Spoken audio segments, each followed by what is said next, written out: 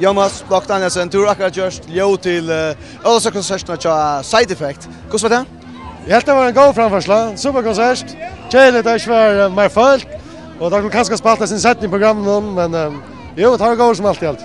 En god framførsel sier du, men tørre framførsel treit av til? Hun er sjående treit av jo, det hun.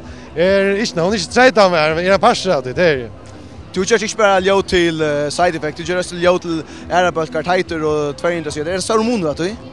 Det är stora månader och då inte alltså det är mixa konsert och få musik hänga samman men ju till question thing att göra 200 och göra Side Effect och så göra Teiter det är absolut question. Och så är det som vi gör shown like gång till. Är det något helt annat eller hur ser det?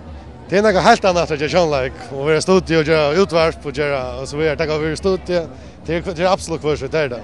Men allt jag relaterar sånt som jag faktiskt vill. Men när samt ju en shownlagerhus och samt ju en kommunskola Ola så inte alla så ofta men det är en fyra och köra ljud räkna ut det här vad sagt han Alutsentur rockas lite kan man säga.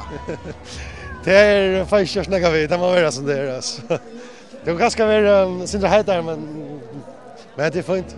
Jo det är uppgåva alla så gå. Lysen vi Iver som vi har Kishan vi inviteration annars hade jag allt man där fri alla så.